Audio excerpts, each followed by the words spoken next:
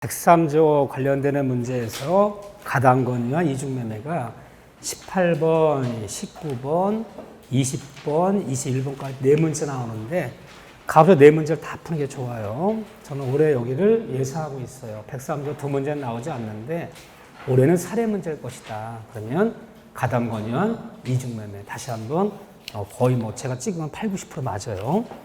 자, 20번 문제를 한번 풀면서 또 한번 정리를 해볼게요. 같이. 자, 28번에 20번 문제 볼까요? 갑걸 사이에 갑소유 토지를 을에게 이전하는 매매계를 체결하고 중도까지 받은 후 갑은 병에게 다시 매도하고 이전까지 마쳤다. 딱 있는 순간 떠오른 단어가 있나요? 없나요? 있어요. 그래서 여러분들이 올해 시험장 가면 사례 문제를 작게는 12문제, 많게는 14문제 이 정도 꼭 만날 거예요. 이 정도 사이에서 만날 건데 근데 만약 12문제 나온다 칩시다. 사례 문제 12문제 중에서 반반이에요. 6문제 정도는, 절반 정도는 말만 사례야. 말만 사례 문제지 지문이 간단해요. 그냥 갑과 을을 바꿨을 뿐이야 이렇게요. 이 문제들은 지문도 길지 않고 오늘 말만 사례지 사례가 아니야. 풀 수 있어요. 6문제는 진짜 정통적 사례 문제인데 절반 정도는 이 사례 문제 중에서 한 3문제 정도, 절반이야. 3문제 정도는 1분 내에 풀지 못하는 문제를 줘요. 지문도 길고 복잡해. 어렵다는 거예요. 상급 난이도라는 거죠. 여기 3문제는 전 패스를 해야 돼. 풀지 마시라는 얘기야. 사례 문제 중에 3문제는 의무적으로 딱 봐서 시간이 걸릴 것 같아. 언뜻 보기에도 지문도 길고 또 밑에 지문 살짝 봤더니 지문마다 답, 갑걸이 다 나와 계속. 다 따져봐야 되는 거야. 시간이 너무 오래 풀 수가 없어요. 3문제는 패스하는 건데 3문제 정도는 풀어야 돼요. 그러면 총 여기 3문제라 9문제 정도 푼다는 거잖아 이렇게. 이건 일단은 패스하고 시간이 남으면 풀고 안 남으면 전 그냥 찍는 거죠 이렇게요. 그러면 여러분들 올해 시험장 가면 민법 40문제를 제 시간 내에 풀 수 있는 학계로 민법 합쳐서 80문제 100분인데 제 시간 내에 풀 수 있는 문제를 줄 거야, 풀 수 없는 문제를 줄 거야. 전체적으로 볼 때는 풀 수 없는 문제를 줘요. 그러니까 시험이라는 것은 이 객관식은 두 가지를 갖고 사람을 테스트하는 거야. 일단 내용 난이도, 어떤 문제가 내용 난이도라는 게 있어. 이 내용 난이도에 상중하가 있어요. 이거 섞어야 돼 이거를. 상급 난이도, 중급 난이도, 기본 난이도 나눠진다고 이렇게요. 내용 상중하. 왜냐하면 출제할 때 출제 그 의뢰표 옆에 내용 난이도 상중하 체크하게 돼 있어. 이 문제는 상급 문제다. 이 문제는 중급 문제다. 이 문제는 기본 문제다. 체크하게 돼 있어요. 상급 문제라는 건 80점 이상짜리를 말하는 거예요. 근데 이제 올해 만약에 우리는 문제형식의 민법은요, 출제하는 사람이 문제 선정하는 게 아니에요. 출제원이 따로 있고 선정원이 따로 있어요. 선정원 출제된 문제 중에서만 선정하는데 다만 지문을 한 지문 정도 바꿀 수 있어. 문장은 다듬을 수 있어도 새로운 문제를 못 내요. 공평하게 위해서. 그래서 보면 그 사람이 상중을 체크했단 말이야. 낸 사람들이 보통. 상중 체크했는데 올해 이제 그 인력관리공단에서 출제 의뢰할 때 작년에는 상급 문제를 8문제를 출제했는데 내용 난이도에서 올해는 조금 좀 작년보다 2-3문제 쉽게 내려고 합니다. 상급 문제를 6문제만 선정해 주세요. 그럼 시험이 그애는 좀 쉬워지는 거고 작년 인원이 너무 많이 뽑혔고 예를 들면 2차 제기대가 너무 많아서 올해 민법은 작년보다는 또 2-3문제 어렵게 냈으면 좋겠습니다. 그래서 4-5천 명 정도 조절하려고 하는데 이 푸는 인원을. 그러면 상급 문제를 8문제가 아니라 10문제 선정해 주세요. 그럼 정확해. 이걸 보고 선정하는 거예요. 이게 내용의 상중하가 있고 이걸 섞어야 이제 적당히. 그러니까 난이도는 이거 하고 하는 거예요. 어떤 문제를 더 많이 낼 것이냐. 의뢰한다고 의뢰할 때부터 그 사람들 그 선정을 마음대로 하는 것이 아니라 그 다음에 시간 난이도라는 게 있어요. 시간 난이도를 체크하게 돼 있어요. 1분 안에 충분히 풀 수 있으면 시간 난이도 이제 합급이 되는 거야. 근데 이거 1분에 못 풀어요. 1분에 못 푸는 건 자기들도 알아. 1분에 풀지 못하는 문제. 한 1분쯤 걸리는 문제. 아주 쉬워서 1분 이내에 풀 수 있는 문제. 시간을 상중하게 체크하게 돼 있어요. 그래서 시간 난이도를 상급을 꼭 조절을 해요. 이렇게요. 그럼 여러분들이 생각할 때 항상 시험이 끝나고 나면 중개사 시험 보신 분들의 가장 큰 불만 중에 하나가 뭐냐면 제 시간 내에 풀지 못한 문제를 줬다. 학교랑 민법 합쳐 이걸 어떻게 100분 내에 풀으라면서 이렇게 긴 지문을 주고 이렇게 어려운 문제를 주면 어떡하느냐. 항상 그게 불만이에요. 내가 떨어진 게 불만이보다도 제 시간에 풀지 못한 문제 줬다는 거. 그걸 청와대 민원실에 민원을 넣어요. 청와대 민원실에 민원, 그 다음에 우리 뭐 국토해양부에 민원, 예를 들면 인력관계 민원 넣어. 제 시간에 풀지 못한 문제를 줘서 내가 생업을 포기하고 5년째, 지금 5년째 헌법에 보장되어 있는 직업 선택 자유와 영업의 자유를 누리기 위해서 5년째 공부했는데 올해는 제 시간에 읽지도 못한 문제를 주는 바람에 27문제 못 풀었다. 응? 이거 어떻게 할 거냐? 그러고 맨날 민원을 내요. 그러면 그 출제하는 사람들이 대답해 안 해요. 대한민국 모든 객관 시험은 공무원 시험이건 수능이건 누구건 제 시간에 풀지 못하는 문제를 주는 거 시험이에요. 실력 있는 사람들, 수능도 마찬가지야. 수능 영어, 뭐 수학, 국어건 실력이 좋은 사람 아주 최상급은 딱 풀어. 실력이 좀 떨어지면 몇 문제 못 풀어. 많이 떨어지면 한 10문제 못 풀어.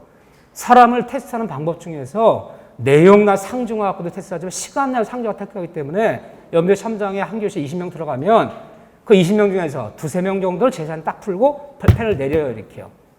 한 10명 정도는 서너 문제 못 풀어. 한 절반은요. 한 15문제, 20문제씩 못 풀어 막. 이게 시험이야. 이게 시험을 테스트할 때 그 시간 안에도 테스트를 하는 거예요. 그러니까 여기에 걸리면 안 된다는 얘기를 하는 거야. 일부러 시간 잡아먹으라고 학계론 문제가 민법 문제 2~3문제를 굉장히 시간 걸리는 문제 집어넣는데 그걸 풀겠다 달려드는 사람이 있어. 난 아까 절대 패스를 못해. 막 열심히 풀었어. 뭐 학계론 문제 풀고 민법 문제 풀었는데 한 15문제 남았는데 5분 남았습니다. 정리하세요. 끝났어. 내내 또 와야 돼. 내내 올림픽. 거기 걸린단 말이야. 그래서 이걸 필연적으로 만난단 말이에요. 이걸 만난단 말이에요. 이 문제를 일단은 제칠 줄 알아야 돼. 이렇게요. 제칠 아는데 그럼 사회 문제에서 일단은 언뜻 보기에 풀어봐야지 어렵고 쉽고 풀어봐야지 아는 거잖아. 근데 풀어보기 전에 젖혀야 돼. 풀고 나서 젖히면 어떻게 해? 다 풀고 나서 이거 안 되겠네? 젖혀. 이거 안 되겠어? 그래서 10문제를 풀었는데 5문제를 젖혔어. 13문제를. 이거 애매하네? 41번. 막 문제 풀었어. 5번까지. 아까 애매해. 다음에. 42번 풀었어. 43번. 이거 애매하네. 둘 중에 하나인데. 10문제 풀었는데 지금 다시 한번 보겠다. 책강이 5개야. 끝났어. 2점. 그렇잖아요. 사람 심리가 그런 거예요. 이래서 망치는 거야. 시험장 가면. 막 우왕좌왕하는 거야. 막. 그러면 일단 딱 보고 나서 언뜻 보기 너무 길어 보여. 그러니까 제치는데 나 손을 댔어. 9문제. 손 댔다라면 다시 오면 안 돼. 사례 문제는. 틀리는 한이 있더라 손을 댔다면 마킹하고 넘어가야 돼. 사례 문제 다시 오면요. 다시 또 읽어야 돼. 위에부터. 그거 읽고 나서 기억합니까? 다시 또 읽어야지. 시간만 잡아먹고. 결과는 또 틀렸네. 민법은요. 시간이 걸리면 걸릴수록 틀릴 확률이 커져. 응? 오히려 시간을 잡아먹고 또 틀려. 그래서 사람들이 손을 댔어요. 9문제 됐다라면 마킹해야 돼. 다시 오면 안 돼, 사례 문제는. 짧은 문제 다시 한번 읽으면서 뭐 하지만 사례 문제를 2번씩 읽어본다? 다시 풀다가 다시 가서 이건 있을 수가 없는 일이야. 그런데 모든 사례 문제는 그냥 내는 문제가 없어요. 그럼 그냥 안 내면 어떻게 내? 시험의 속성을 이해해야 돼. 자, 각과 을이 뭐 나왔어, 사례가들이요. 모든 사례 문제는 빨리 읽는다, 문제를 천천히 읽는다. 문제를 빨리 읽는다, 천천히 읽는다. 아주 천천히 읽어야 돼.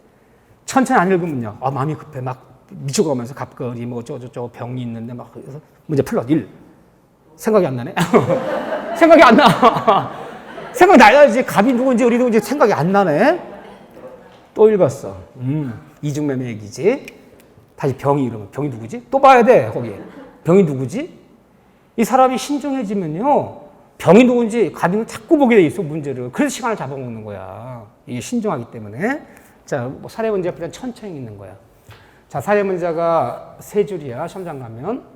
자, 이거 시험장에서 이 문제 만들었다 칩시다. 자, 이거 28번 문제 만들었다 칩시다. 28번 문제. 몇 줄로 나올 거예요?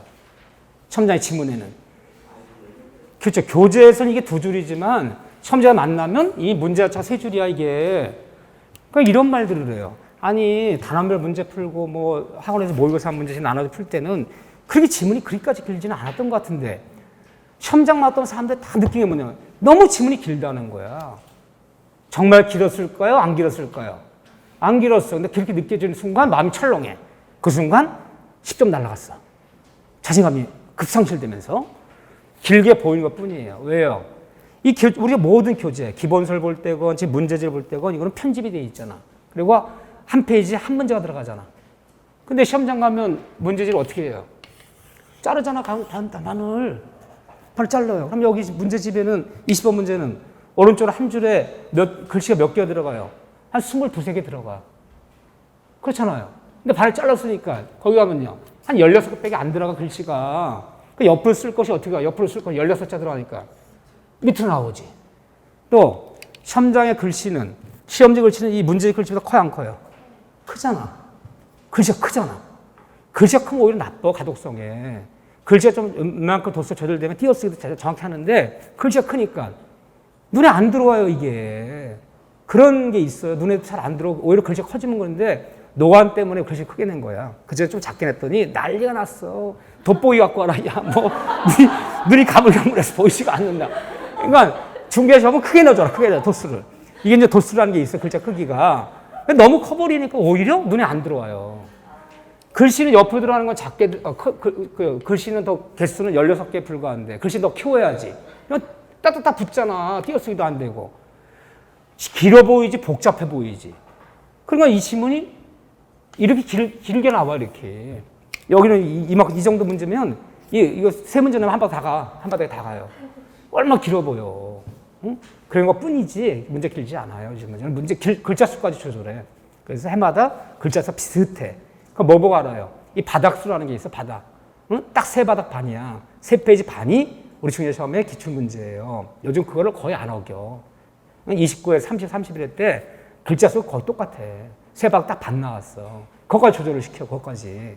길지 않다. 길게 느껴질 뿐이에요. 첫째, 이제 겁먹으면 안 돼요. 두 번째. 사례 문제는 천천히 읽으면 절반쯤 읽었어. 떠오른 단어가 있어야 돼. 모든 사례 문제는 주제를 갖고 내요, 주제. 주제 없는 사례 문제는 없어요. 절반쯤 읽었는데 생각나는 게 아무것도 없어. 이거 패스해야 돼. 이거 심해 벅찬 문제야. 이거 시간만 잡아먹고 틀릴 확률이 훨씬 커요. 이게 너무너무 익숙한 문제, 잘하는 문제 정말 딱 읽으면 느낌이 머릿속에 단어가 떠올라야 돼. 주제 파악을 먼저 해야 돼. 자, 부모가 자식에게 실제는 증여인데 증여세를 탈세하기 위해서 매매한 것을 꾸며서 부모는 은닉행위 이게 떠올라야 돼. 그게 안 떠오르면 패스야, 그 문제는. 응? 갑가을이 엑센토지 매매하기로 합의했으나 지번을 착각하여 계약서 Y토지라 표시하여 O표시 무효인지 떠올라야 돼. 그런 식으로 절반쯤 읽었는데 뭐 떠오르는 단어가 있어야 돼. 그럼 푸세요, 그럼요. 떠오르는 단어가 없어. 심해 벅찬 문제야. 걸렸어. 이 문제 걸려버린 거야, 지금. 내가 걸려버린 거야. 그거 읽어도 소용없어. 그럼 읽다가 패스, 이거는 이렇게. 모든 사례 문제는 일단 절반쯤 읽으면 떠오르는 명사가 있어야 된다. 그게 안 떠오르면 패스. 그러면 시간 많이 잡아먹었잖아. 문제 천천히 읽으면서 생각했지. 또 갑이 뭐한 놈인지, 을이 뭐한 건지 체크하는 게 좋아요. 갑은 매도인, 제일 매수인, 병원 제일 매수. 시험장 가면요, 이렇게 그림을 그려가면서 해야 돼. 옆에 시험지에다가. 그래야지 이게 빨라져, 이게. 그러면 시간이 이미 좀 잡아먹었잖아. 그렇잖아요. 천천히 그림 살짝 그려야지. 요약자, 낙약자 수 있잖아. 가불병 그림 그려야지. 뭐야지. 그 대신 문제다 시간 좀 쓰고 한 번만 끝내야 돼. 그 대신 밑에 이제 5짐이 나오잖아요. 그 5짐은 중에서 1번이건 2번이건 3번이건 난 2번이 정답 같아. 응? 맞는 걸로 틀린 거고. 그럼 마킹하고 이거 읽지 말아야 돼, 그 밑에.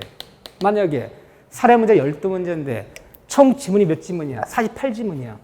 48번이면 다 가불병이 나와버려. 48개 다 읽었다 쳐보세요. 시간이 얼마나 걸리겠어 생각을 해봐요. 그래서 그 대신 문제는 천천히 파악하되 중간까지 읽어서 떠오른 명사 없으면 패스하는 문제. 떠오른 단어가 있어.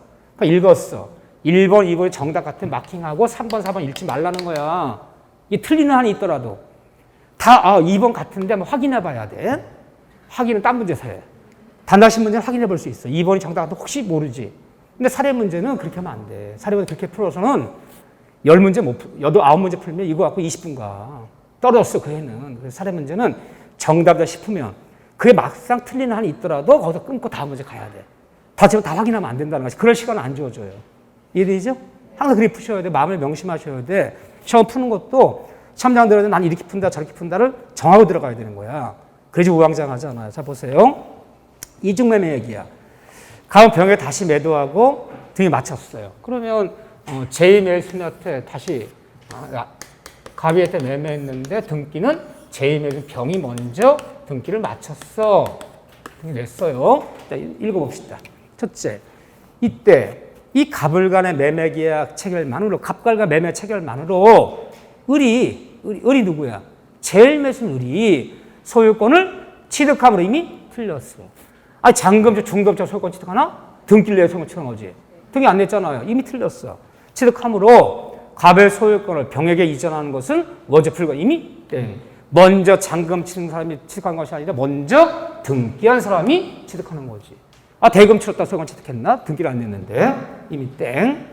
두 번째, 병이 제매수인 병이 갑과 간에 매매 사실 알고 있어. 이미 을이 갑한테 이미 그냥 중도금 다치는 거 알아요. 알면서 또는 알 수 있는 경우에는 이 이중매매는 무효이다. 맞는 지문, 틀린 지문. 틀린 지문. 제매수인이 뻔히 이중매매를 알았다. 제매수인이 알았다. 안 것만 갖고도 유효다, 무효다. 유효하다. 알았다고 해서 무효되는 거 아니다. 알고 한 것도 유효하다. 그렇죠? 알고도 플러스 뭐가 들어가야지. 알고 하더라도 무효다. 이미 땡 틀렸어요. 세 번째, 제매수인 병이 매도인 갑에 제2매매 행위 적극 가담하여, 가담 권유하여. 이미 나왔죠? 가담하여. 또 매매를 적극 권유하여 매매를 요청. 이 단어가 나왔을 때, 이 단어까지 나왔을 때는 인간이 살아가는 정의에 반하는 것으로서 이때는 103조, 반사질서 103조 위반으로서 뭐가 된다? 무효됩니다.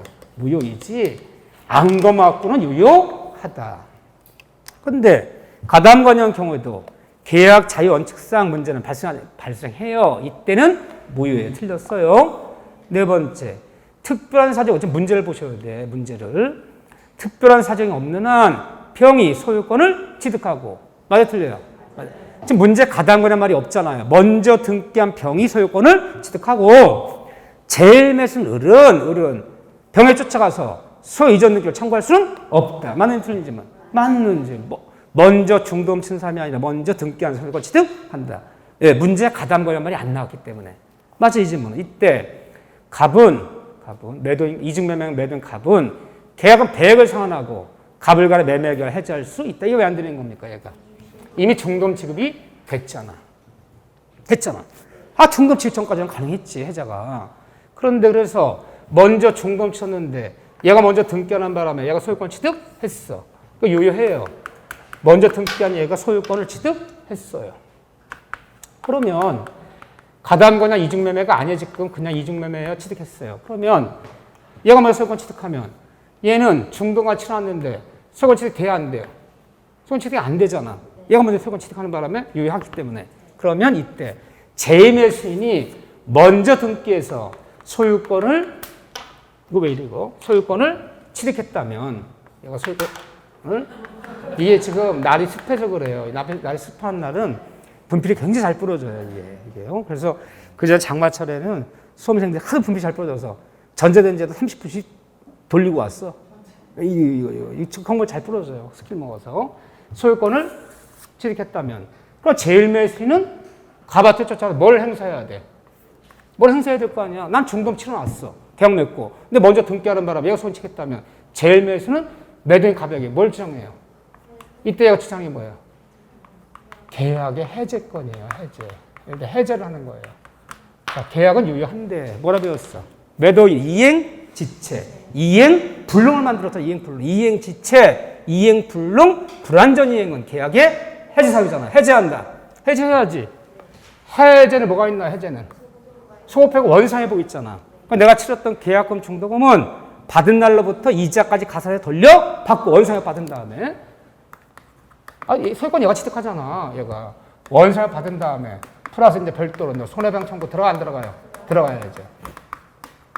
이 권리는 얘가 행사할 수 있는 거야.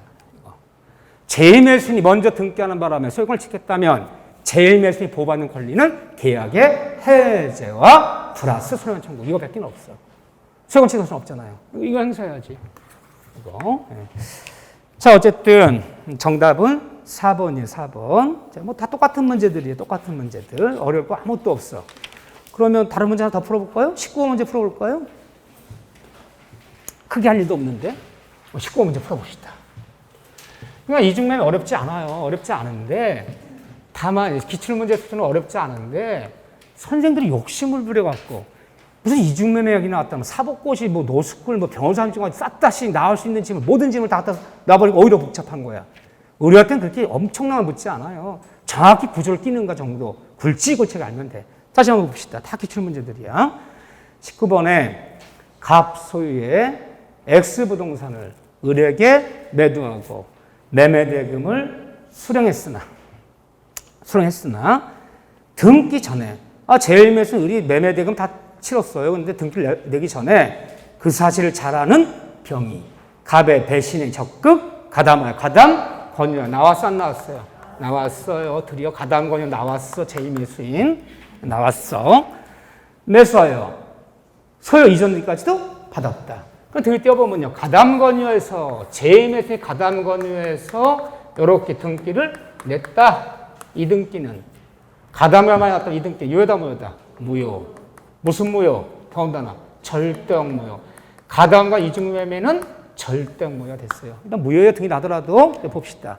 이 다음 중 틀린 거 첫째.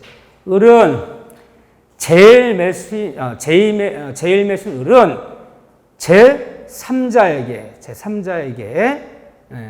채권 침해 원인으로 직접 병에게 얘가 직접 병에게 직접 다이렉트 직접 불법적인 책임은 추구할 수 있다. 맞아요? 틀려요? 맞아요. 보세요. 이게 불법행위 되기 때문에 손해배상을 얘기하는 거야. 불법행위 되기 때문에 손해배상은 직접. 제일매수인이 가담을 제2매수인에게 불법행위로 인한 손해배상은 직접, 다이렉트로 직접 추궁할 수 있어 없어요? 있어요. 손해배상은 직접. 손해배상 입한다는 얘기가 불법행위라는 얘기야. 손해배상은 직접 추궁할 수 있다. 맞는 질문. 등기는 직접 안 되지. 하지만 불법 손해배상은 가담이 제2매수인에게 제일매수를 직접 추궁할 수 있다. 맞는 질문. 2번은 이때 을은 그렇지만 직접 병에게 등기를 청구할 수는 없다. 등기 청구 어떻게 하라? 대의. 등기는 대의. 불법적 손해배상은 직접. 1번이면 다 맞아요. 이때 제일매수 을은 매도인 갑을 대신하여 병에게 이전 말소를 청구할 수 있다 없다? 있다. 등기는 대의에서 가담 권유한 등기는 무효이기 때문에 대의에 청구할 수 있다. 맞아요. 이때 을은 진정 명예회복을 원인으로 이미 진정 명예회복이라는 말도 틀렸어. 그런 말 몰래 쳐오는데 얘가 얘한테 진정 명의회복 등기를 이런 말을 언제 쓰는 거냐면요. 진정 명의회복 등기 뭐 이런 말은 내가 진정 소유자일 때 넌 잔금을 치렀잖아. 등기 안 냈잖아요. 등기 없으면 소유권 취득이 안 돼. 소유자가 아닌 사람 무슨 진정 명의회복이야. 자기 소유권이 없는데. 이미 용어도 틀렸고 항상 진정 명의회복 등기라는 말은 진실한 소유자만 쓸 수 있는 거야. 소유권 있는 사람만.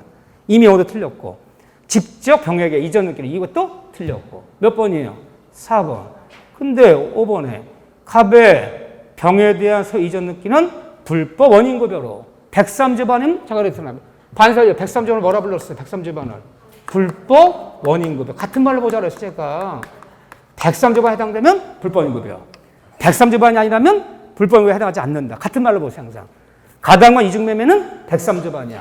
103조반이었다면 갑과 병은 불법 원인구별에 해당되므로 같은 말로 보자.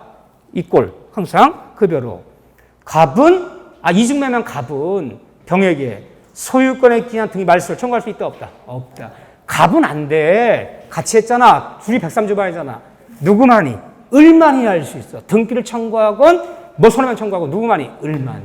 니네 같이 가담과 이중매매는 103조반이야. 103조반이면 불법에 해당되기 때문에 아무것도 서로 요구할 권리는 없어요. 갑은 요구할 권리가 없어. 그래서 103조반은 우리는 항상 불법에 해당한다. 또 얘가 정한테 서원이 3자한테 팔아버리면 서원 3자는 소유권 취득한다? 취득할 수 없다. 취득할 수 없다. 무슨 무효?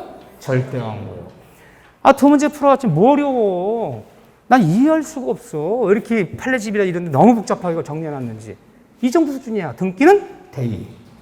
손해배상은 직접.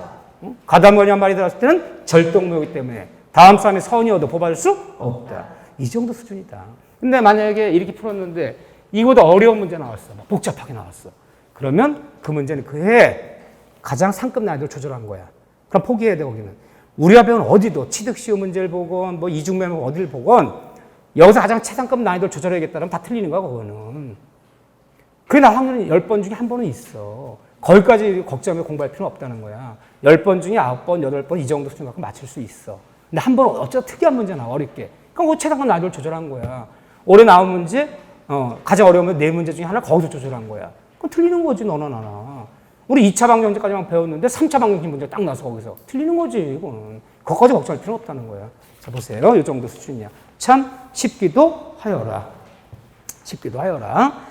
자, 그런 다음에 5페이지 모의원칙을 볼 건데 예를 들면 29번 문제 봐보세요. 29페이지 22번 문제 보세요. 올해는 5페이지 모의원칙이 나올 것 같은데 예를 들면 이 5페이지 모의원칙에서 22번은요. 최상급 난이도로 조절이 된 거야. 그 해. 이게 24회 때 문제인데 이거는 누구도 못 풀어. 어디가 우리가 풀 수 있는 수준의 문제를 공부했는데 거기서 최고 난이도를 조절해버리면요. 그건 틀린다는 거예요. 근데 이런 문제는 무시하라는 거야. 보지 말라는 거야. 그 외에 가장 어려운 문제 2문제 안에 들어가는 문제가 돼버려, 이게. 거기까지 걱정하지 말고. 이런 좋은 문제가 아니야. 그러니까 10번 중에 우리는 8번, 9번 이 정도 수준 나오고 어쩌다 한 번 어렵게 나와. 어쩌면 어렵게 나오는 건 필요 없다는 거야. 그건 필요 없어요. 어디든 조절되면 우리 틀릴 수밖에 없어요. 그건 볼 거 없어요. 패스, 그것도 적으세요. 풀지도 말아라. 내가 풀지 말라는 얘기 왜 풀지 말라고 그러냐면요. 어려운 문제 특징이 뭐냐. 어려운 문제 특징은 시간을 풀고 나서도 남는 기억이 없어요. 너무 어렵다 보니까. 정답이요. 대충 해설 보고 대충 하지만 다시 풀어라도 못 풀어. 기억 남는 게 없고 또 자주 나오는 형태가 아니라는 거. 그런 문제는 시간 낭비야. 풀지 마시고 우리한테는 오히려 이 다음에 이제 그 오페메 뒤에서 풀 거예요. 거기서 보기로 하고. 자, 23번 문제. 숙제. 수를 한번 꼭 연구하셔야 돼. 보시고. 저런 이제 불공정 폭력이 이제 폭력인지 풀어야 되는데 너무 쉽죠, 뭐. 자, 우리 교재 28번 문제 봐보세요. 28번 문제. 불공정한 법률행위. 저는 문제 풀이할 때 가이드 역할을 해주는 거야, 가이드. 이런 문제를 풀자. 응? 이런 유형이 나오니까. 그리고 좀 복습시켜주는 거예요. 자, 28번 문제 볼까요? 불공정한 법률행위에 대한 설명으로 틀린 건 백사조. 백사조 들어가면서 한두 가지 표현 방식 볼까요? 표현 방식. 자, 백사조 폭행이에요. 백사조는 불공정 법률 백사조는 폭행이는 103조의 예시 조항이다. 예시 조항이다. 맞는 지문, 틀린 지문, 맞는 지문. 이렇게 편해요. 또 폭행이는 104조는 반사질서 103조에 포함되는 개념이다. 맞는 지문, 틀린 지문. 맞는 지문. 폭리는 103조에 포함되는 개념이에요. 그래서 그림을 그리자면 불공정한 법률 104조는 103조에 해당한다. 맞아, 틀려요? 맞아요. 여기에 해당되는 반사회적인 거, 반사회질서에 해당되는 것 중에 하나 예를 들은 것이 바로 폭행이야. 그림을 볼 줄 알아야 돼. 그래서 시험 문제가 104조 위반은 곧 103조 위반으로서 무효이다. 폭행이도 곧 반사회질에 해당돼서 무효다. 104조 위반은 곧 103조 무효다. 맞는 틀린 지문. 맞는 지문이야. 사람에는 이거 사람이야. 유아도 있고 어린이도 있고 남자도 있고 여자도 있고 청년도 있고 장년 노년도 있어. 그런데 어린이야. 특별히 되는 거야. 어린이야. 어린이도 곧 사람에 해당된다. 맞을래요? 맞잖아요. 이런 개념이잖아. 104조반은 곧 103조반에서 뭐이다. 맞는 표현 방식이야. 해당되는 거니까. 그런데 104조에 해당하지 않는다면 폭리에 해당하지 않아. 잘 보세요. 두 사람이 뭘 했는데 폭리에 해당되지 않았대. 폭리에 해당되지 않으면 이 계약한 법령이 어떻게 되는 거야? 유예지는 거지. 폭리에 해당돼 버리면 무효되지만 104조에 해당되지 않더라도 여기 해당되지 않더라도 104조에 해당되지 않더라도 103조 반은 무효될 수는 있다. 104조에 해당되지 않는 것도 103조 위반이 될 수는 있다. 위반에 해당될 수는 있다. 맞는 틀린 지문이에요. 맞는 지문 여기에 해당되지 않아도 여기에 해당될 수는 있다. 맞아 틀려요. 맞잖아. 이런 지문들이 어려운 지문이에요. 정확히 개념 안 잡으면요. 그래서 비록 이것이 백사조반에서 폭력에 해당되지 않더라도 백삼조반에 해당될 여지는 있다. 맞지? 이게 더 큰 개념이니까. 응? 여기에 해당되지 않아도 여기에 해당돼 보여될 수는 있다. 맞는 지문이잖아. 여기에 해당되지 않아도 백삼조반에 해당될 여지는 있다. 폭력의 무효는 곧 백삼조반에서 무효이다. 포함되는 같은 말이니까. 이런 지문들이 어려워요. 이 개념을 좀 잡아놓고 처음에 잘 나오는 지문들이 조금 어렵게 나오면 봅시다. 기억에 불공정한 법률행위도 무효행위의 전환은 인정될 수 있다. 맞는 틀린 지문? 맞는 지문. 이것만은 조심하셔야죠. 폭력 무효도 무슨 무효? 절대적 무효. 원래 절대적 무효에서는 추인도 전환도 허용되지 않지만 폭력 무효만은 절대적 무효냐 추인할 수는 없지만 예외적으로 뭐는 전환은 허용된다. 이거 큰 의미도 없는 지문인데 두 번이나 나왔던 지문이에요. 절대적 무효이지만 전환은 허용된다. 맞는 지문. 니은번에 불공정한 법률행위를 추인하여도 유효될 수는 없다. 추인을 허용하지 않는다. 전환은 허용된다. 기억력 다 맞네요. 디귿에 잘 봐보세요. 어느 법률행위가 성립한 이후에 계약이 성립한 이후에 주변에 집가 변동으로 인하여 땅값이 올랐나 봐요. 집가 변동으로 인하여 일방이 커다란 폭리를 얻게 된 경우에도 불공정한 법률행위가 성립한다. 맞아요? 틀려요? 틀렸는데 왜 틀렸죠? 잘했어. 우리가 판단 시점이라는 얘기를 해. 판단 시기. 어디 기준 삼는 거냐? 판단 시점이, 판단 시기가. 여기뿐 아니에요. 어딜 물어도 반사질서 103조반이냐 아니냐의 판단 시점은 어디가 기준이야? 법률행위 당시. 103조도 마찬가지야. 법률행위 당시. 그 당시 다른 쉽게 얘기하면요. 계약 체결 시 기준이 여기 삼는 것이지. 그 이행기가 바로 잔금 치른다. 이행기 또는 계약이 성립한 이후에 그 후에 사정을 고려하여 예를 들면 다 틀렸죠. 항상 판단시 어디예요? 법률행위 당시. 여기만 그런 게 아니야. 잘 모르겠는데 제3자의 선의하기를 판단하는 시점은 갑자기 103주반이 아니에 판단하는 시점은 폭리의 불균형의 현저한에 판단하는 시점은 또 매도인 담보책 깠는데 수량보다 일부 멸실해서 매도인 담보책에서 언제 수량보다 언제 멸실했느냐 그 판단 시점 어디냐 시점 잘 모르면 법률행위 당시 항상 민법은 여기 어디를 물어도 103조를 묻던 104조를 묻던 매도인 담보책을 묻던 비즈니스 통제법의 제3자 선의하기를 묻던 법률행위 당시 그 당시만 기준 삼는 거지. 그 후에 사정을 그 이행기를 기준 삼는 건 없어요. 그렇게 기억하시면 되는 거예요. 여기뿐 아니라. 그래서 참 말로 한번 해볼게요. 두 사람이 계약 체결 당시는 중고기계 하나 매매하는 거야. 중고기계 하나 매매하는데 매수인은 매도인에게 정당 계약을 체결했고 정당 대가를 주기로 계약이 체결됐어. 1억 원에 사고 팔기로 하자. 대금은 일주일대 치르고 일주일대 인도해 주기로 하자. 이게 계약 내용이야. 이때 매수인은 매매 목적물에 대해서 정당 계약을 체결했고 정당 대가를 주기로 결정했는데 그 중고기계 매매가 체결된 이후에 그 매매 목적물이 범죄 이용된 재산임을 범죄 이용된 작물임을 매수인이 알게 되었어. 알게 되었다면 과연 매수인은 매도인에게 약속 날짜에 목적 인도를 청구할 권리가 있다 없다? 있다. 언제만 103조반이 아니라면 계약 체결 당시에 정당 계약을 체결했고 정당 대가를 주했다면 그 후에 매매 목적물이 범죄 이용된 재산임을 알게 되었더라도 작물임을 알게 되었더라도 유효하기 때문에 백성이 아니기 때문에 매도인의 약속 날짜에 목적 인도를 청구할 권리가 있다. 이해되시죠? 그때만 놓고 따지는 거. 그 후에 사정 고려 안 하는 거야. 현저한 시점도 법령이 당시. 어딜 물어도 항상. 계약번부터 어딜 부터 잘 모르면 이 당시. 항상 이렇게 기억하시면 돼. 왜냐면 이런 질문들은 외워지는 게 아니거든. 근데 막상 이렇게 물으면 판단 시점이 물으면 이게 애매해. 자신이 없어. 그럼 법령이 당시. 계약 체결 시. 항상 그렇게 하면 돼요.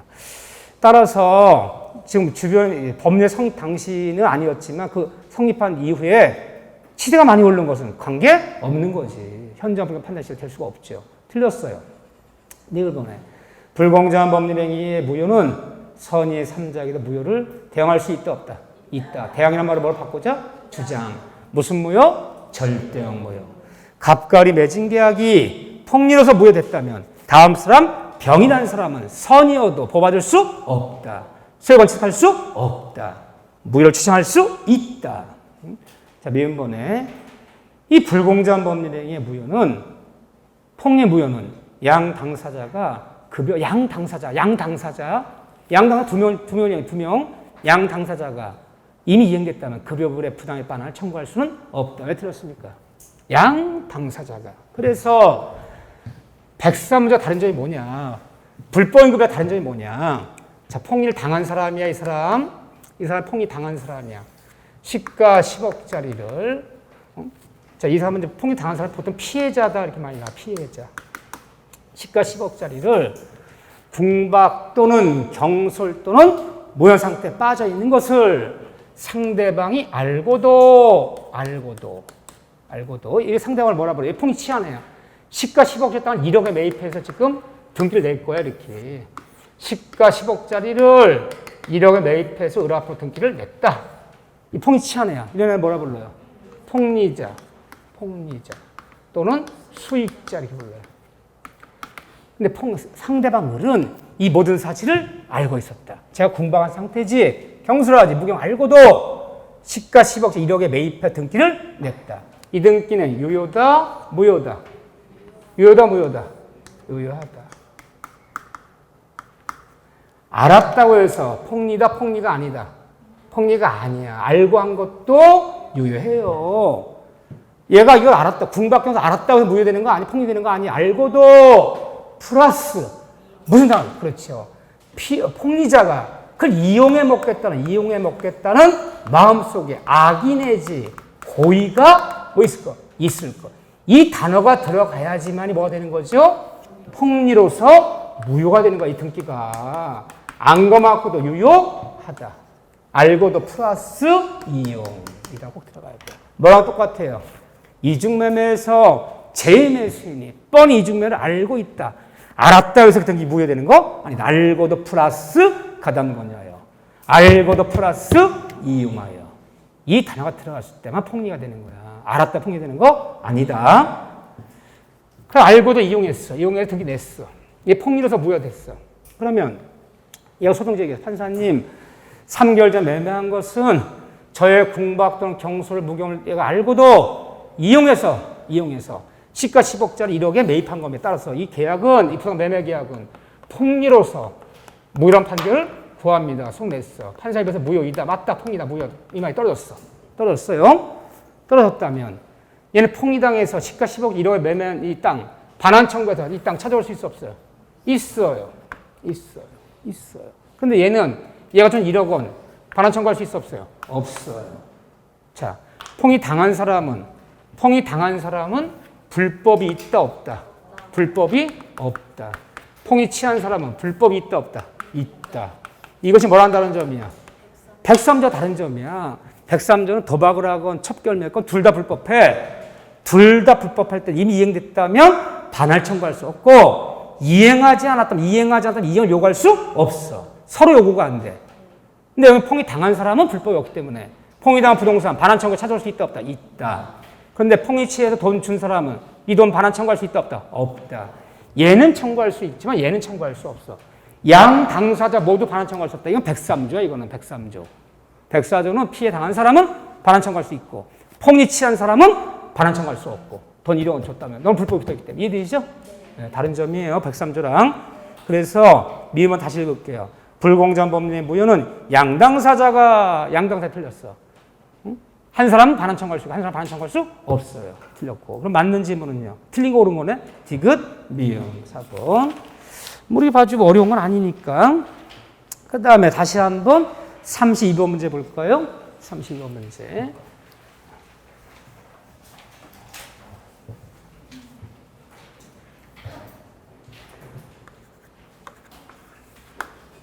자, 32번에 반사회적 법률행위 및 불공정한 법률행위. 지금 103조 같이 묻네요.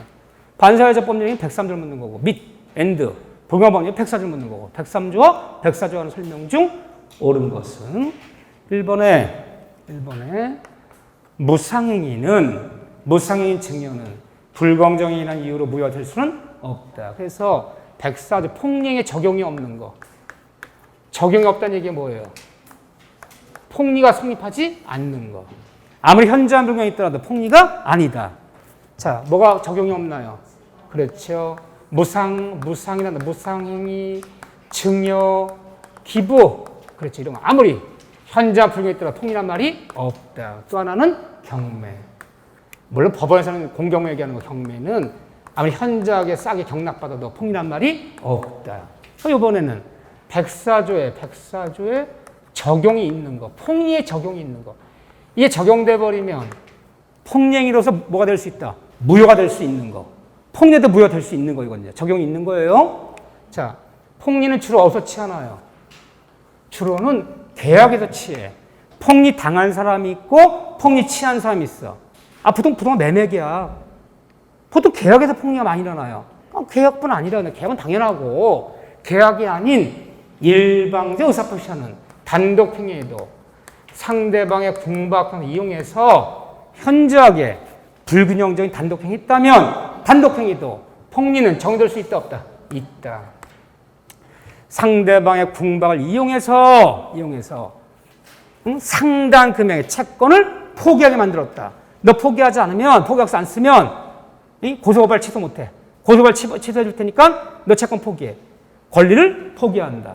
그래서 궁박 이용당해서 현재 큰 금액을 포기했다. 이게 폭리로서 무효될 수 있어요. 채권 포기. 채권 포기의 단독행위에도 적용이 있다. 궁박 이용했다면. 그 다음에 계약뿐 아니라 여러 가지 의사 모이는 합동행위에도 폭리는 적용이 있어요. 물론 여기 계약엔 당연히 적용이 있고. 그럼 결국 뭐예요, 지금? 다 썼는데 제가. 폭리는 모든 법률에 다 적용이 있구나. 일방적 단독행위에도 계약에도 여러 개의 합동행위도 폭리 있을 수 있다. 다 적용이 있어요. 그 다음에 적용이 있는 거 그러면 화해계약. 화해계약에도 폭리는 적용이 있다 그래요. 무슨 말이냐. 근데 화해계약의 가장 대표적인 게 뭘까요? 교통사고 났을 때 가해자랑 피해자가 빵집에 모여 앉아갖고요. 몇 없이 교통사고는 이 1,000만 원에 일체 민사상 책임 묻지 않게 교통사고 합의했다 그래. 합의금 주고 합의했다 그래. 교통사고 가해자 피해자가 그 합의를 빵집에서 하는 것이 아니라 법원에 출석해서 합의했어요. 법원에 있는 저희 화해계약하러 왔습니다. 저도 써주세요. 법원에 있는 그 밑에 있는 주사 이런 분들이 화해 신청하면 몇 원씩 오세요. 그 사람 앉은 자리에서 몇 월 며칠 교통사고권은 이 1,000만 원에 일체 더 이상 민사, 형사 문제 삼지 않기로 하자. 합의했습니다. 조서 작성해 주세요. 법원에 출석해서 합의하면 그게 화해조서라 부르는 거야, 그게. 빵집에 앉아서 우리 둘이 하면 그냥 합의했다 그러는 거고. 그런데 이때 궁박 이용당해서 현저한 불균형적 금액으로 화해계약을 맺은 거야. 이 화해계약 맺은 사람 누가? 보험회사 직원이야.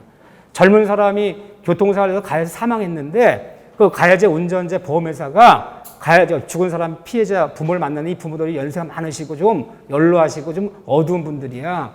아드님도 잘못이 있기 때문에 이거 잘못하면 한 푼도 못 받을 수 있습니다. 그러니까 1,000만 원 줄 테니까 결혼도 안 하는 젊은 사람이 죽으면 부모가 상속인이 되는 거잖아요. 부모가 이 1,000만 원 많이 주는 겁니다. 저기 법원에 오세요. 거기 도장 찍어주시면 바로 1,000만 원 드릴 테니까. 궁박형 이용당해서 원래는 몇 억 줘야 될 것을 1,000만 원 화해계약 작성해버린 거야. 이것도 궁박 이용의 현저한 불균형적인 금액이라면 이것도 폭리화돼서 무효될 수 있다 없다? 있다. 이것도 104조 위반이 되어서 화해계약도 현저한 불균형적인 금액을 궁박 이용해서 무효될 수 있어. 화해계약. 이걸 내가 왜 강조하고 하느냐. 어려운 문제 보면요. 화해계약도 궁박 이용해서 현재 불균형 폭리 무효될 수 있다. 맞아요. 그런데 화해계약은 착오가 있었더라도 착오 원인으로 취소할 수 없다. 그건 인정하지 않아요. 폭리는 될 수 있어. 이 화해계약이. 그런데 절차 안정 때문에 화해계약은 착오가 있어 착오 원인으로 취소할 수는 없어요. 요 지문이 좀 어려워요. 하나, 혹시 들은 분이 있을 거야. 모의고사 같은 거 보다 보면. 화해계약은 현재 불균형적이고 공부가 이용했다면 화해계약도 폭력으로 만들 수는 있으나 착오가 있었다고 해서 화해계약을 취소할 수는 없다. 기억해 주시면 좋아요. 어려운 질문이에요. 제가 이제 얘기하는 것 중에 너무 스트레스 받지만 난 모르는 게 너무 많다 오늘. 제가 여기 책에 있는 거 정도 풀면 되는데 혹시라도 한 질문 이렇게 섞일 때 들었던 기억이 있으면 그래도 눈에 띈다고 그게. 내가 이렇게 추가해준 이런 것들은 굉장히 자주 나오는 것들이 아니라 혹시나 싶어서 이렇게 하는 것들이야. 일단 교재에 있는 문제가 좋은 문제야. 거기서 추가를 시켜주는 거야 제가 조금씩. 괜히 나 아는 거 하나도 없다. 그럴까 봐. 어떤 분이 시간에서 나 아는 거 하나도 없다. 나 집에 가려고 그런다 지금.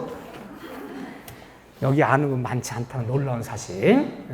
다 지금부터 하나씩 쌓아가는 거야. 조금씩 추구하는 거야. 그러니까 첨삭한다 그러는 거야. 내 실력에 조금씩 새로운 짐을 집어넣는 거야. 조금씩. 이렇게 봅시다. 너무너무 좋은 문제야. 35문제 풀으면 시험 붙었어요. 지금 당장 시험 봐도 붙어요. 봅시다. 35번에 다시. 무상행인 증여는 불공정이라는 이유로 무효될 수는 없다. 통이란 말 있을 수 없다. 증여는 맞는 질문. 두 번째. 반사적 법률행위 103조로서 무효인 경우는 급여 환자는 이미 급여 환자는 부당이득을 원인으로 반환 청구할 수 있어 없어요? 없어요. 이미 내용강의 조건으로 아파 증여했다면 감남인 을료한테 반환 청구할 수 없고 소유권에 기인한 반환 청구는 할 수 있어 없어요? 이것도 없어. 103조 방금 내용관계, 첩관계 원인 아파서 증여했다면 부당반환 청구도 안 되고 소유권의 반환 청구도 안 된다 그래야지. 하나 되면 찾아온다는 얘기잖아. 둘 다 안 된다. 103조 반이면. 이건 된다 그랬잖아. 부당반환 청구는 안 되지만 소유권의 반환 청구는 된다 그랬잖아. 틀렸죠? 틀렸어요. 3번에. 중간생략 등기는 믿은 전매는 사회에서 반하여 뭐다? 이미 땡. 중간생략 기한에 등기 나면 유효하다. 103조만 아니다. 네 번째 볼까요?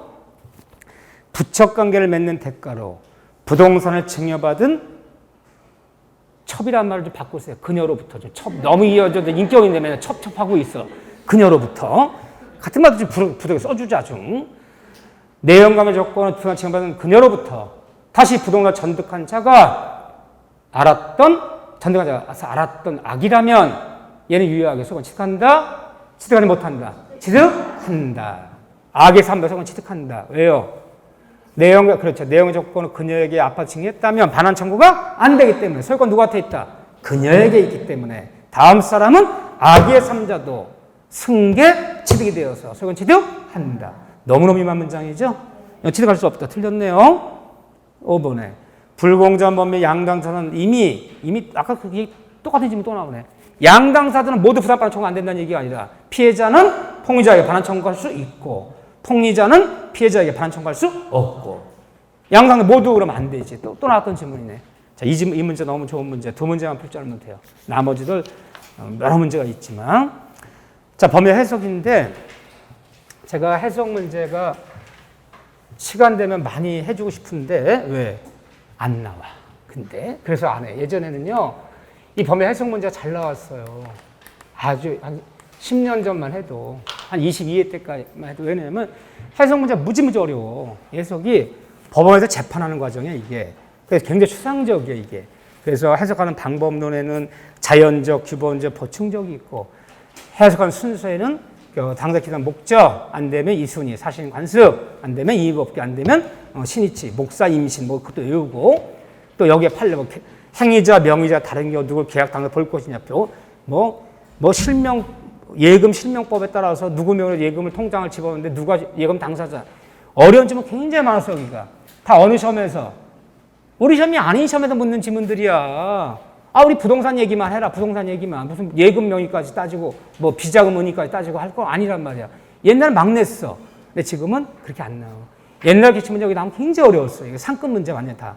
근데 나왔다 그러면 지금 법원에서 4년째 안 나오고 있어요. 한 문제도. 여기서. 5년째야. 올해는 나와요. 27회 때가 마지막이야. 27회 때가 5표시 무효연체 사례문제가 마지막이었어. 28, 29, 33, 4년째 안 나왔구나. 나오면 5표시 무효연치가 안 나오면 안 나오고. 근데 거의 5표 무효연치 나올 확률이 커요, 올해는. 작년에도 제가 찍었는데 안 나왔어. 재작년에도 찍었는데 안 나왔어. 3년째 찍는 거야. 올해는 나오겠지. 그럼 올해는 나가 이제 칭찬받겠지, 올해는. 작년에는 안 나왔어. 아, 인간들 갑자기 내려왔네. 네. 그래서 여기는 내가 시간 되면 그냥 우리가 학문하는 사람들이고 시험이 많이 남아서 이것저것 알아보는 사람은 33번 이거 다 풀어주고 싶어. 너무너무 재미난 얘기들이야. 선생은 어려운 문제 흥미를 느껴. 어려운 문제 재미를 느껴. 해줄 말이 많거든. 수험생들은 이제 멍 때리기 시작하는 거야. 그때부터. 필요 없고요. 35번 얘기 하나 풀면 돼. 나오면 이 문제야. 부동산 민법이다. 요즘은. 안 나오면 건너뛰고 나오면 5표시 무효인지. 옛날에 학문적인 거 안 물어요. 여기. 출제이 많이 바뀌었어. 자, 35문제만 풀 줄 알면 돼. 나머지 풀지도 마세요. 거기다 보면 혹시 여러분들 저기 관심 가질까 봐 33번 문제 X 34번 문제 X 다 X표 쳐버려서 문제에다가 보지도 말란 얘기 하는 거야. 다른 것들은 시간 나면 보면 좀 좋아. 도움이 돼. 이건 전혀 도움 안 돼요. 좀 출제경이.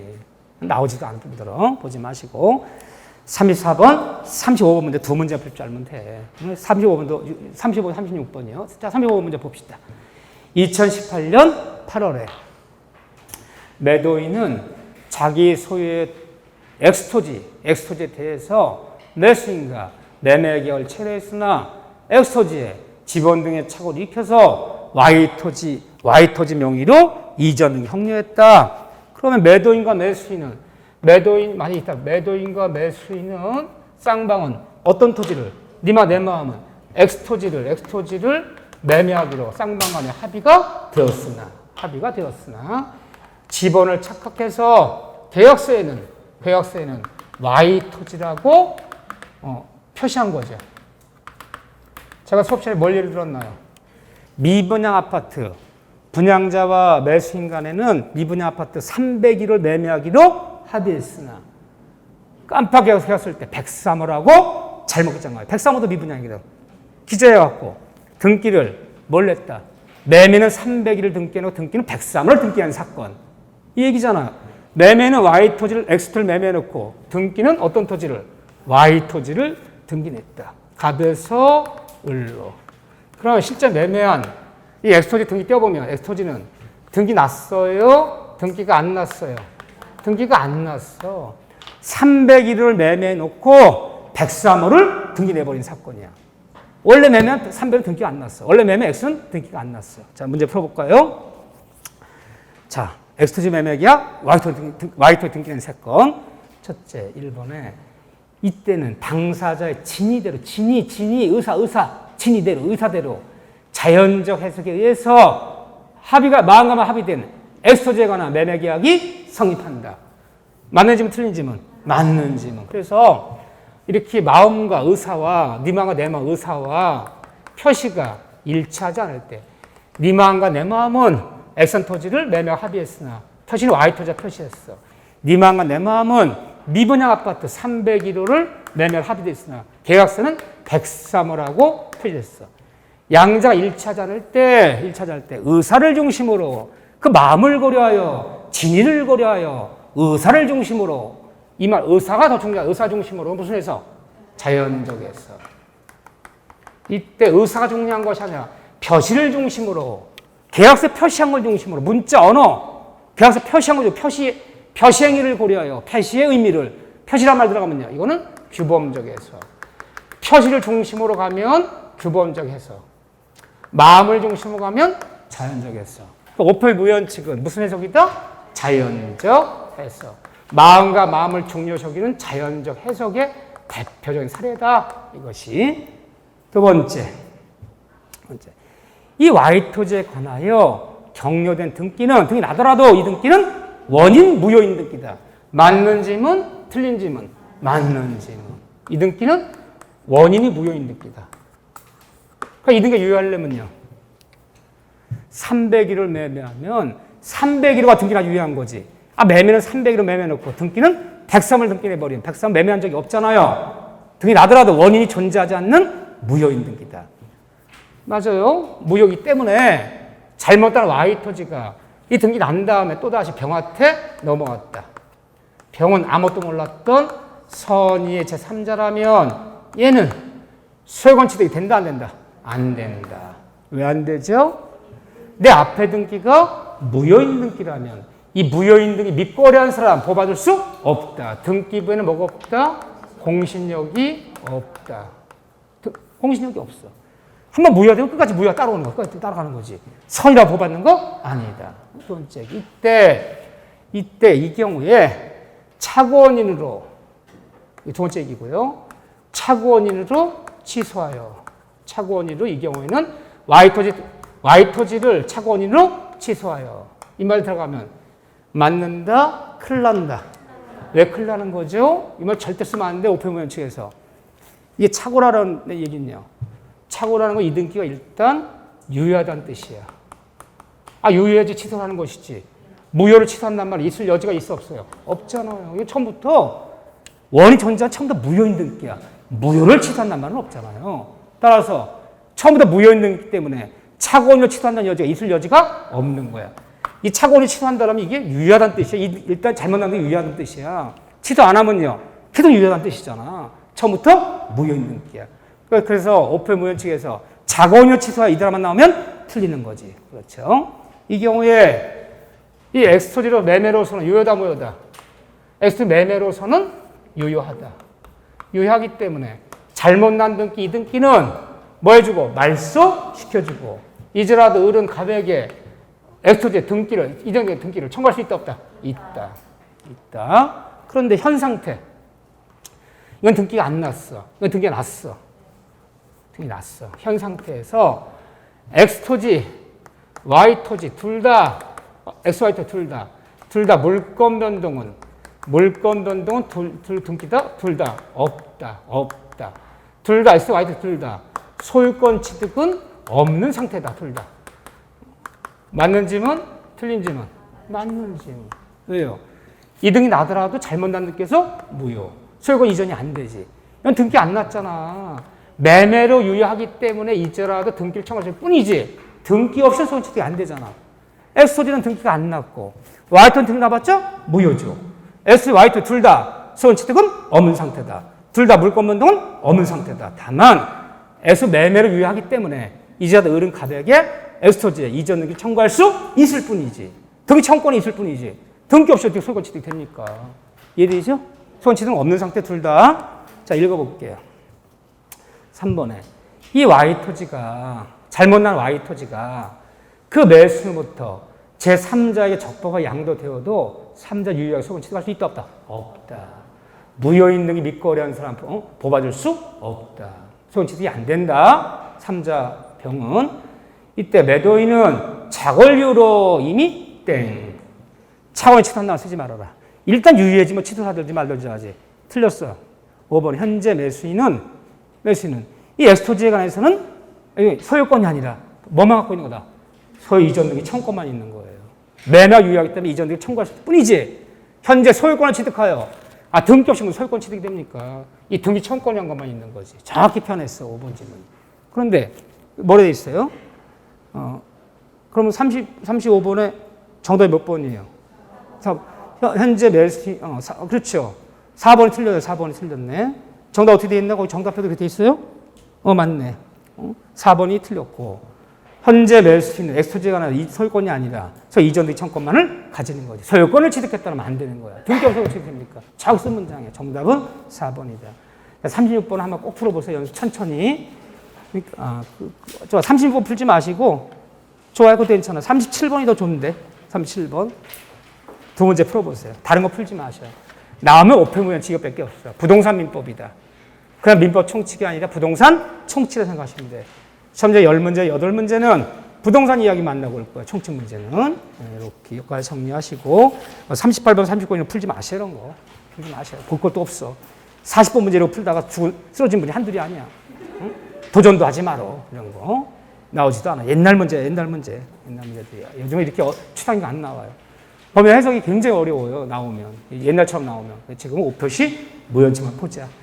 자, 오늘은 진도를 조금밖에 안 나갔는데 다음 주에는 당연히 의사표시랑 무권대위까지는 거의 갈 거예요. 다음 주에는. 큰 질문이 없겠죠. 오늘은 좀 천천히 해서 이 얘기 저기 하냐고 앞으로 문제표 들어가면서 뭐 사례 문제는 어떻고 뭐 어떻다 이런 얘기 좀 잡다한 얘기 하냐고 좀 시간이 좀 걸렸어요. 그래서 문제를 푸는 것은 요령도 많이 기르는 거예요. 이런 식사에 나오면 이런 단어가 정답이 뭐 어때요? 조심하자. 그럼 그런 거, 스킬을 좀 익혀놓으셔야 돼. 자꾸. 그런 게 실력이 느는 거예요. 오늘 고생하셨고요. 다음 주에 뵙겠습니다. 수고하셨습니다.